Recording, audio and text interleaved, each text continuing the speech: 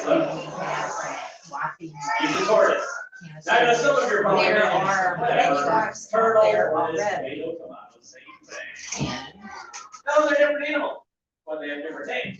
If this were a turtle, they probably have 11 feet plus rubber fins. Legs that all Lake have. lobster and that gray one Tortoises was not Nara, I like think. swimming, they live on the land. But not just any land. A true tortoise like the Texas tortoise, he can live in some of the driest land on earth, like the desert, and that's what a tortoise is. Now, I said he brings his house, doesn't remember where he goes, so where's his house? Oh, yeah, the shell. The shell's like the walls of a house or a building. It's hard. It's armor. It's there to protect him from an animal shark eating. Is anyone here thinking? The whole room moved, by the way. Does anyone think they could bite through his shell? No. You know, scientists have studied this. This is one of the best forms of armor in the animal kingdom. Very thick, very hard. And by the way, you can touch something right now that's made out of the same stuff as a tortoise shell. Join at the ends of your fingers. Feel your fingernails. Now, God, our Creator, well, He used a lot of things in His creations, but they have all sorts of purposes. It's this stuff called keratin, protein that's found in your skin, your hair, and your fingernails. But as you might imagine, this shell is most like our fingernails. The difference is, this shell doesn't grow just longer, it grows up and out. It grows in layers and stacks. You can probably see the lines on it there. So it gets thicker and stronger as he gets older. Now, he can never leave the shell. He was born with it. It's the only shell he will ever have, right?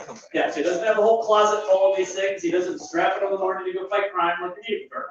No, the backbone's attached to the inside of the shell. Okay, kids, where's your backbone? I'll give you a hint, it's behind you. You can take your backbone out and show it to people. That would be weird. No, and a tortoise can never leave the shell. It grows and gets bigger as he does. And by the way, check this out. So that shell's hard, right? Anyone ever pick up a turtle? Or tortoise? And for some reason, everybody loves to do this. Knock on it, right? Check it out, how hard it is. Do you know that he can feel this?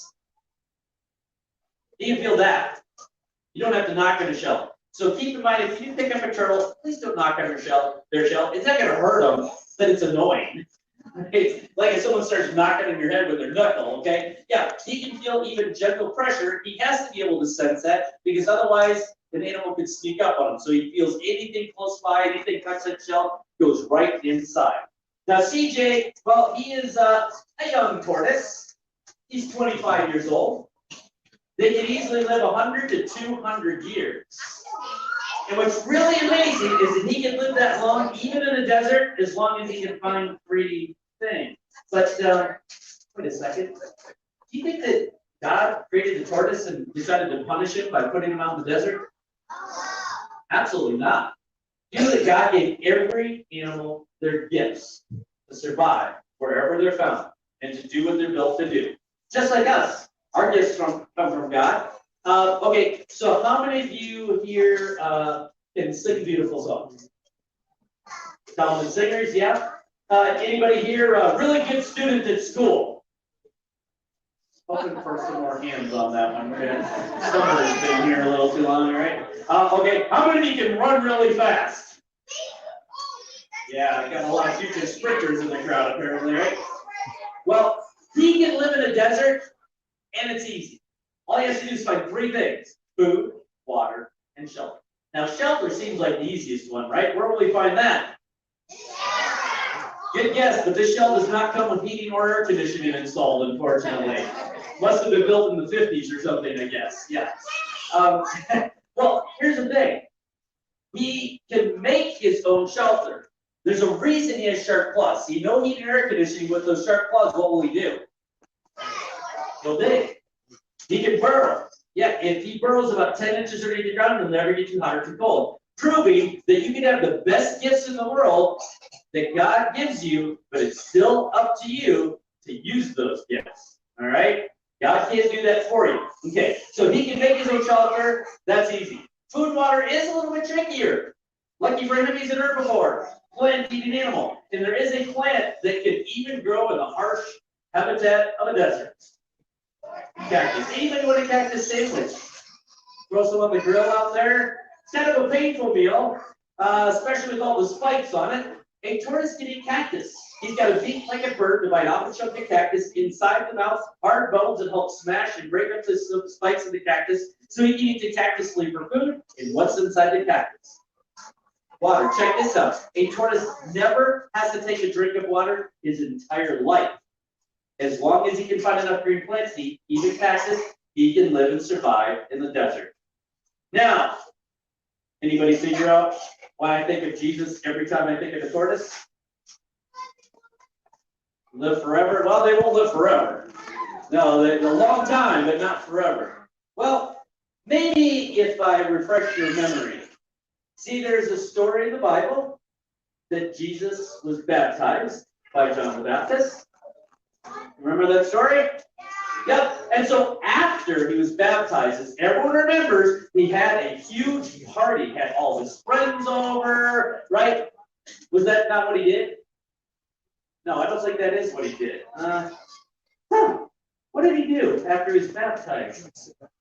He went somewhere. Where did he go? He went into the desert. Wait a minute, that doesn't sound fun. He went out there alone, by the way. But you know what? He was never alone. We are never alone. Jesus is with us everywhere we go, just like Jesus was never alone in the desert.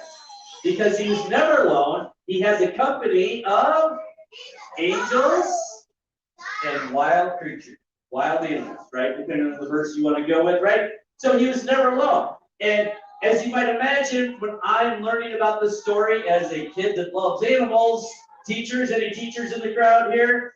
God bless all the teachers. You know, teachers have to find ways to connect with their students sometimes to get them to pay attention and stop staring out the window, right? Well, as someone that loved animals, I always pictured when we heard the story of Jesus going on the desert, and you know, it seemed like it's so impossible, right? But learning that he was never alone, that he always had the company of angels and wild creatures, just remind me, no matter remote you might be on this planet, out in the middle of nowhere, no matter how alone you might feel, you're never alone. Jesus is with us always. That is CJ, our Texas tortoise.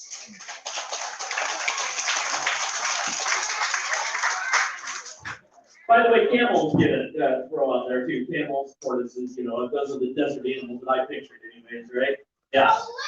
Yeah, lizards, see, you know, you could add a bunch of animals now, but for me it was tortoises and camels. Those are pretty much the two animals I pictured. All right. Well, now I would like to take you all to Madagascar. Ooh, enthusiasm for geography. I like this. All right. You thinking of the island of Madagascar or the movie? The movie? Oh, no, lemur. I didn't bring a lemur. As a matter of fact, it's kind of a sore subject with this first animal, so try and not bring it up anymore. Well, see, lemurs is kind of a sore subject with this first animal because this first animal I'm going to show you from Madagascar at one time was the most famous animal from the island of Madagascar. And then this guy by the name of King Julian showed up with little move it dance moves, and all of a sudden everything disappeared. No one paid attention to this animal anymore. Yeah, this animal was in movies when I was a kid growing up, so they've been famous for a long time. Oh, and this animal is also the biggest of his kind in the world. Big is even part of his name, except not in English, in Swahili. Now, Swahili is kind of like a trade language in parts of Africa, kind of like English is today. Like if you're a pilot, right, you might know your own language from whatever country you're from, but if you fly international flights, then they also want you to know English. So it's like a trade language, you use it when you're trading. Swahili is kind of the same way, which is why you've all heard some Swahili words and phrases before, yes? No? Well, here's one everyone knows, safari. What's safari? That's a word you know. You've heard the word safari before, right? Yeah. If I say that I'm going on a safari, it does not mean I'm going to Africa. If I say I'm going on a safari, it means I'm going on a trip, a journey, or adventure. That's what the word really means, right? So you can go on a safari to Grandma and Grandpa's house if you want to, right? Okay, how about this one? Hakuna Matata. Means no worries. Okay, so we're warming up here, all right? How about Simba? Simba from the Lion King, yeah. Which animal was Simba again? The lion. Anyone know what Simba means? Lion. What? They named the lion Lion? Can I get a job at Disney coming up with animal names? That seems way too easy. Okay, well I decided just to go with the Disney tradition and name this animal literally. So I named him what he is.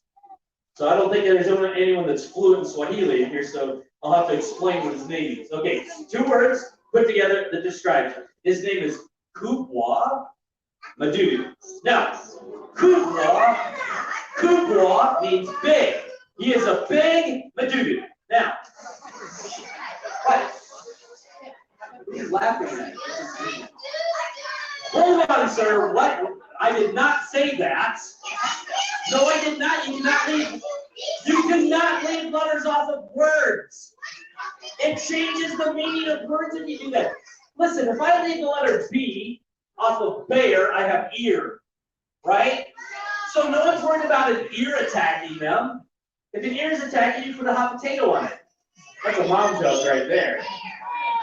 Is that too old of a mom? Is that a grandma joke now? I mean, come on, my mom just heat up a potato and there you go. You just put it right on there. Okay, maybe not. All right. Guess my references, I gotta work on some new ones. Okay. Well, no, it's pronounced ma-dudu. It's one word, ma-dudu. No, it's ma-dudu, not doo-doo. See? What are you guys, like 8 or 9 years old or something? Yeah, there's a surprise. Should have named him something different, apparently. It's my own fault that I was trying to name him literally. Okay, so Kubwa means big, and Madudu means bug. Now this is our smallest animal ambassador that I brought. Listen, we're going to move around and come closer so that you can see him. This is called a Madagascar hissing cockroach. The world's largest species of cockroach. Now this one that I'm holding is just a cute little one. He's not even done growing. By a long shot. Oh no! One day he'll grow to be, here, stand up here so you can see, about as long as my hand, about that long and about that wide.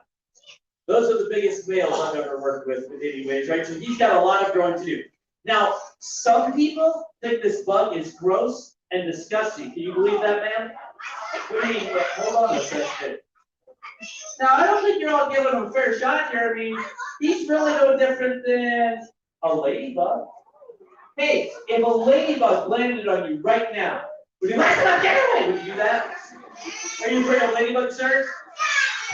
Not if you know it's a ladybug. Well, this bug is no different than a ladybug in every single way. First of all, when I touch him, I'm not touching skin. Bugs don't have skin. The outside of an insect is called an exoskeleton.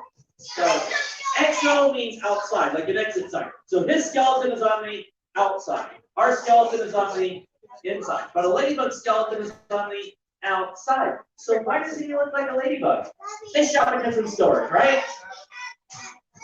No. Who gave him this outfit? Right? Where he lives in the island of Madagascar, he lives in trees. There are all sorts of animals that live there with him that would love to eat a bug like this. Birds, lizards, monkeys that like to move it. They love to eat them. They really do. Well, think about that. If you're a bug living up in the trees and these animals trying to find you to eat you want to be bright red. That's not a good color if you're trying to hide or camouflage in a tree. So he's perfectly adapted or built by God to camouflage in the trees. Now as I'm moving back and forth, well, he's kind of got him tucked away. Apparently he's taking a nap or something. Normally they're sticking out here. Do I have to help you? Hold on here. Don't worry, man. I know what I'm doing. Here we go. What? That's an antenna. Look at that. That's pretty cool. MIT can't make something like that. There's no scientist on the planet that can figure out how to make that. You know what that is? Antenna. Now, he's got another one that's stuck underneath there. No one is ever impressed by insect antenna. Do you know that he can actually do 4 things with those antennas? 4. Hear. Smell. Taste. I feel like they're out of order here now. Not see, they can't see, no satellite TV, no. Feel, yep, feelers are some types of, they can feel, hear, smell, and taste. 4 of our 5 senses. That's pretty incredible. And of course, he is a true insect, which means he has a certain number of legs. All true insects have how many legs? 6 hairy legs. 6 hairy legs, yes. 6 hairy legs. Yes, 6 hairy legs. You see him, okay, man? 6 hairy legs. There we go. 6 hairy legs. Oh, yeah, we'll come back here. There you go. 6 hairy legs. There we go. Yeah, I don't want you guys to this out in the front there, the back. There we go. There we go. Right there, sir. Yes. Oh. Are we on Facebook Live? What is it? Oh, something different. Okay. YouTube. Oh yeah, them. So, 6 hairy legs. Oh yeah, I got to come over here. How many hairy legs does a ladybug have? Roly poly. Butterfly. Grasshopper. 6 hairy legs. Ma'am, again, you can't see if you're not looking at it. You know what these 6 hairy legs help him to do though? Not just walk. Climb. Even upside down. Don't worry, he's got a safety net. Now, he better not let go when he's upside down like that, because there is one big difference between this insect and a ladybug. It's what they each do first when they're in danger. What does a ladybug do first when they're in danger? They fly away, they have wings. He has no wings. So he's got 2 choices. He can run, or he'll make a loud sound like a snake. Now, this may not at first seem like the best form of defense until you consider that this insect is at the bottom of the food chain that God made. He's a plant-eating animal. The biggest predators on Madagascar are large snakes.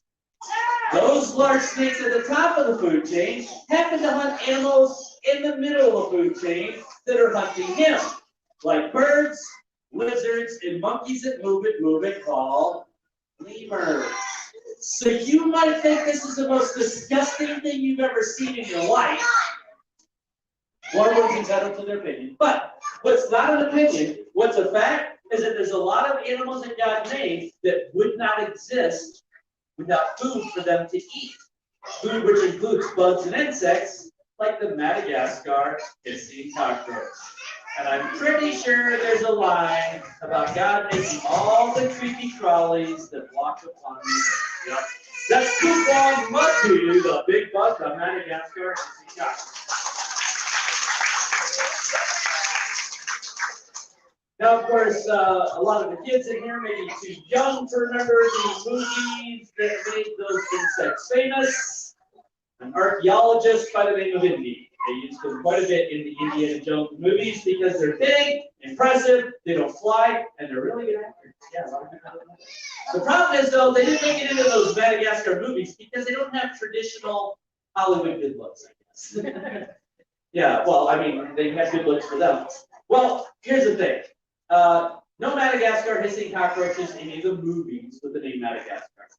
Well, somehow this next animal, the other animal from Madagascar, did not make it into any of those movies either. And this animal should have been in at least a couple of movies because this is the toughest animal in all of Madagascar. This animal is actually so tough that not even a 400-pound lion crash landed with his friends, the giraffe, the zebra, the hippo, and the penguins, would any of them dare mess with this animal. And by the way, there are no lions, giraffe, zebra, hippos, or penguins living in the wild on the island of Madagascar. You missed the first movie, they were in a boat, they were shipwrecked, they crashed. That's why King Julian was so surprised to meet the New York Giants. Ooh, yeah. Sorry, I'm a Cowboys fan. What can I say? Okay, so. Yes, don't say no around here. Yeah, see, the kids are like, those losers, yeah, they never win anything. Except for 5 Super Bowls, you know, before you get okay. I know, it's like, did they win one? And like child's like that? Okay, so, anyway, would you like to meet the toughest animal in all of Madagascar? Hold on, I don't feel like you really thought that through for very long. Aren't you worried about my safety? Where do we know? Wait a second. We're in church. This is Vacation Bible School. They're all, no, they're not working. Thanks a lot. Man, the heat must be getting to you all or something. Wow, rough crowd. All right. Oh no, what? It's a glove. I know it's a glove. I put it on my hand. It's for safety. My safety. You all get your own gloves if you're worried about safety. Okay. Some people think that the lion is the king of beasts. You may have heard that term before, the king of beasts. But this animal,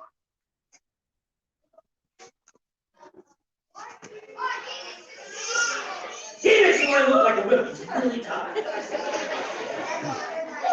Here he is, the true king of beasts. This is Yachi. Not the reaction I was expecting. Ooh, wow. What? Hold on, he's not cute. No, it's not. Nuh-uh. Nuh-uh. Okay, I don't want to have to do this to you because some of you are just rookies at this. Nuh-uh. Infinity. I win. Number one. I won the argument. I won the argument. No, we're done. I win.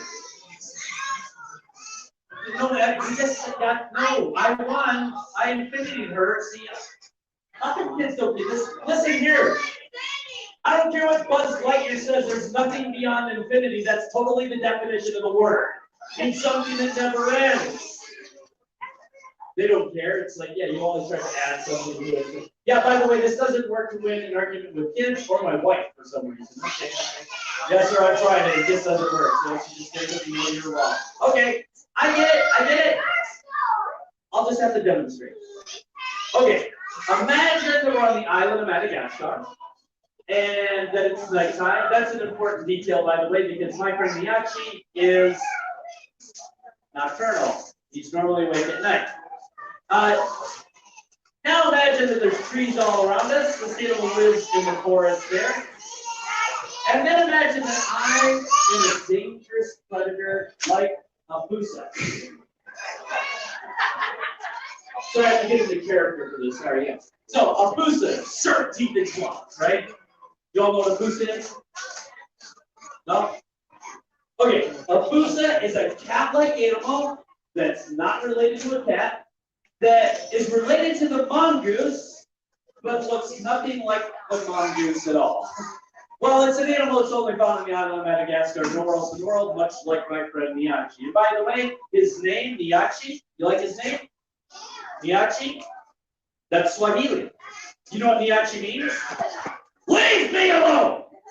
Wait, I don't think you're required to yell it, by the way. Yeah, it means leave me alone. It's the toughest animal in all of Madagascar. And I'm the pusa, and I see him sneak into the tree.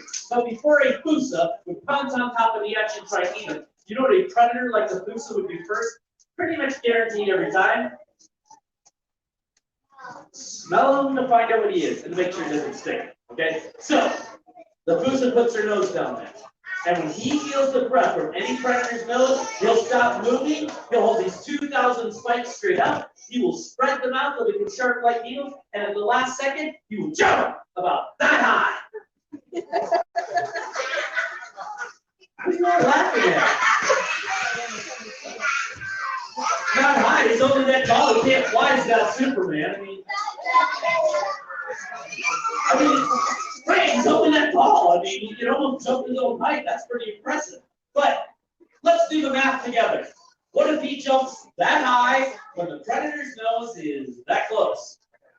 This guy's going to stab him in the face.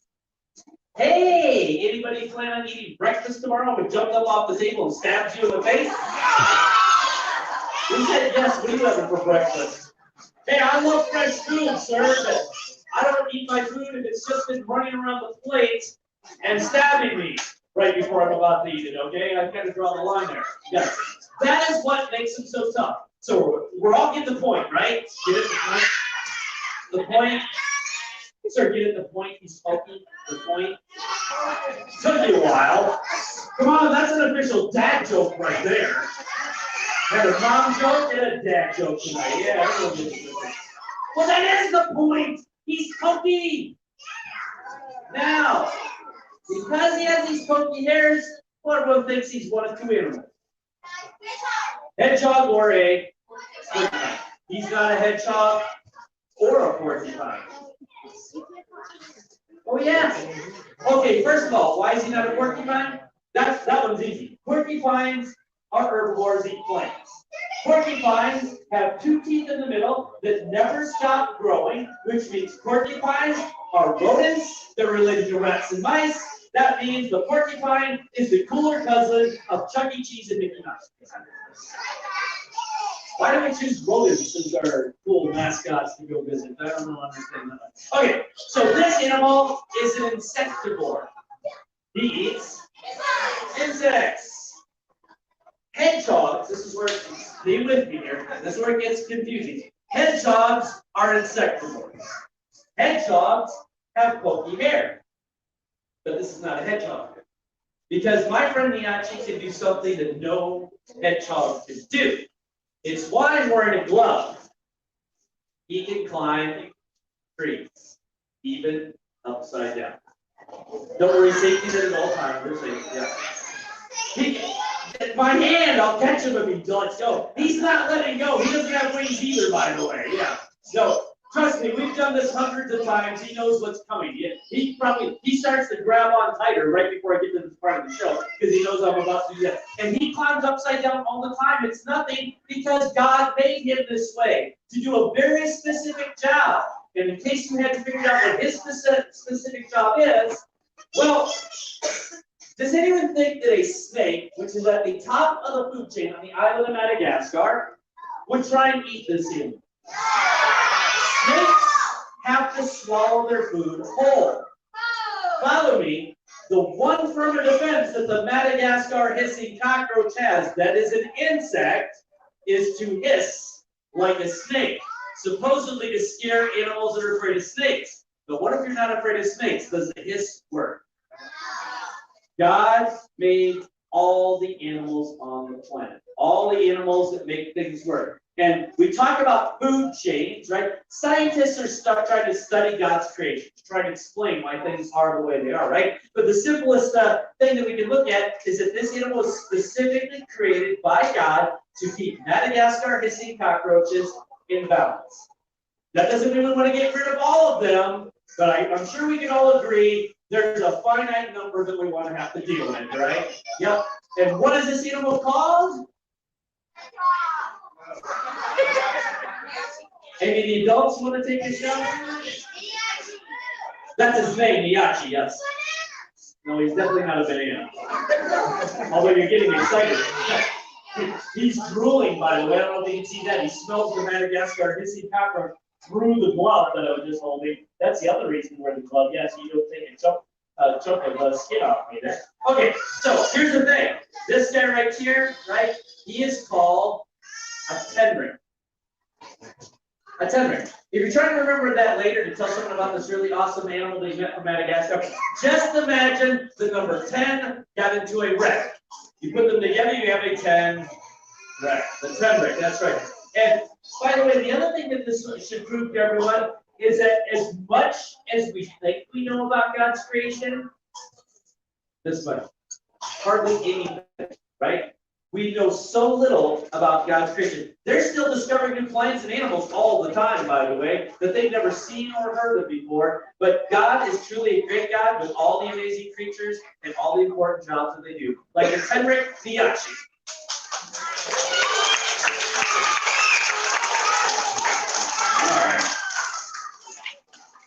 Now, there are many animals that make people nervous.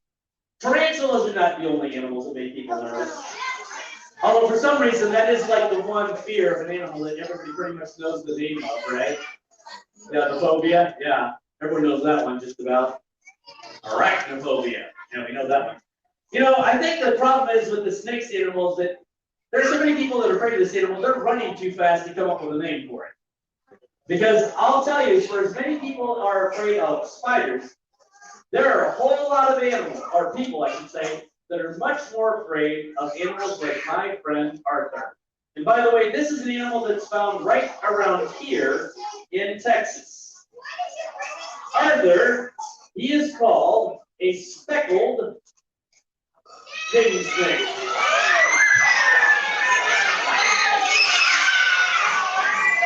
Now, there are some people that don't care about what kind of snake this is. Because as far as they're concerned, the only good snake is a... Wait, dead snake, what?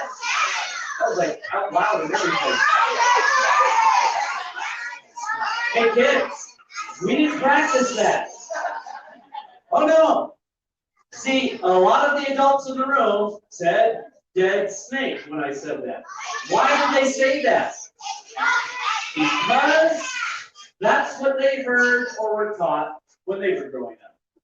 You know, what we're taught when we're young especially can leave its mark for a lifetime. It can be ingrained in you, which is why Vacation Bible School camp, right, is so important. To learn these important lessons before we start making these judgments and decisions about everything, right? Yeah, when we have these open minds and can really absorb things like the love that Jesus has for us, well, let me tell you that snakes are one of the most important animals on the planet for humans, for selfish reasons. Because snakes are one of the top predators or hunters on the planet of rodents, rats and mice. Would you like to eat rats and mice? See, once again, this is going to be easy. Okay, rats and mice. Does anyone know what rats and mice eat? Cheese. Hold on a second. If a rat or mouse is eating cheese or peanut butter, things are about to end badly for them.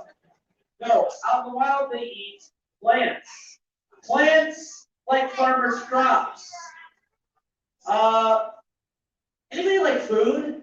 Oh, you like food? You better learn to love tarantulas and spiders and snakes and all the animals that eat the animals are eating farmers' crops. When you pray and thank God for your daily bread, that daily bread part throws all of God's creation into the equation. Because there is no bread without God's creation, right? All the living creatures that make that happen. And snakes like this, they don't eat farmers' crops, but they do hunt and eat the animals that damage farmers' crops. So we benefit. Now, of course, I can tell people all day long, man, do I need to hold them lower? You're really looking down there. They're actually protecting each other at this point. Maybe I can just stand like you're really close. That is a strong response to faith. You do realize you're not holding it, I'm holding it.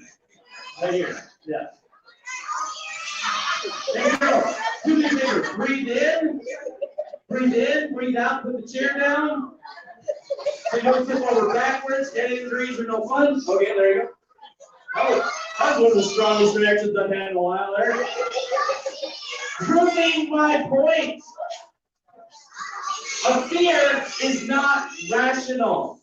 Fear is not rational usually. It's something that's in us. We don't even always know how to explain it, right? So, we'll get to you eventually. Now, snakes eat rats and mice, that's a good thing. But there's a couple of other things people tell me is the reason they don't like snakes. For instance, a lot of people tell me they don't like snakes because of the way they look, right? They look like they feel wet and slimy. Anybody own anything that has like sequins or glitter on it? Any jewelry, silver or gold? Hey, is silver or gold or sequins or glitter, is that wet? It's shiny.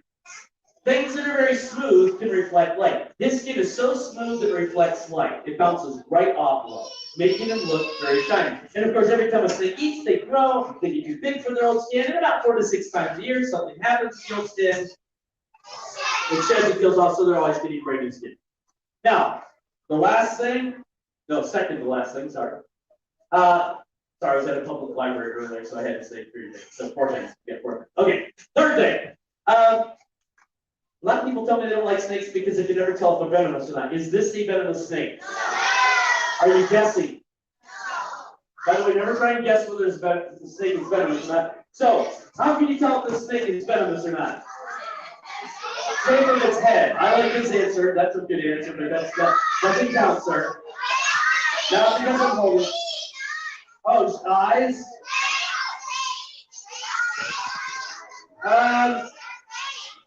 Apparently some of you were born and raised in Texas. Okay, let me break some news to you. I don't care what people or people I taught you growing up. You cannot just learn 3 things to identify every snake, even in Texas. There are exceptions to every rule. Sometimes God doesn't play fair. Yes. Okay, so the poem. I do love poetry, but really we're going to stick with a poem to identify snakes. Yeah, and by the way, if anyone knows what I'm talking about with the poem, half the adults I meet tell me the poem. They're all excited, and they tell it to me backwards. Yeah, they're like, oh yeah, the red on yellow, you're okay fellow. No, you miserable fellow, dead in the worst case scenario, all right? So yeah. And by the way, that poem, you're only supposed to use north of the equator and only with snakes that have all 3 colors. Does this snake have red? Eliminate the poem, you can't use the poem to identify the snake. Then we said shape of the head, right? Snake has triangle-shaped head, it means what? Venomous? Somebody want to go tell the mamba, the sea snake, and the coral snake that? 3 of the most venomous snakes on planet Earth, all with round heads. Oh, while you're at it, please go talk to the hognose snake and the bull snake. 2 snakes that unfortunately have very pointy-looking heads that people mistake and kill them all the time. Especially consider the bull snake can mimic the sound of a rattlesnake. Works to protect them from animals about to step on them, but not from people that are afraid of snakes, unfortunately. So you can't just look at the shape of the head. And what's the 3rd shape? The shape of the what, sir? Eyes. Man, would you like a little demonstration of how close you have to get your face to this snake's face to see a part of the eye? Okay. So, parents, we're all good parents, right? This is how close your child would have to get their face to see the pupils, typically. Can you see his pupils? The middle part? What shape is it? It's round, right? You know what the problem is with doing this with most snakes? His are quite easy to see by comparison, by the way. Most snakes' pupils are the same color as the rest of their eyes, which means you have to get really close to be able to see it. That's why I was showing you that. So, kids, I can't teach you how to identify venomous snakes, but I can teach you what to do if you ever do see a snake. That's right, except mine's cooler. Oh no, yours works too. Please, I was going to be polite about it. Please, no, you don't have to run. Everyone runs like the snake was chasing you. No, you were running in the direction the snake was already headed. Leave them alone. This is especially true for venomous snakes, considering the fact that they did a study and they found out that about 50% of the people that are bitten by venomous snakes are bitten while they're trying to kill the snake. The snake will fight back, and that's why they have the venom. God gave them that. And keep that in mind, God made venomous snakes. And there are no venomous snakes on the planet that eat humans. Their venom is a tool to help them catch rodents like rats and mice. But we can't be in vacation Bible school and not talk about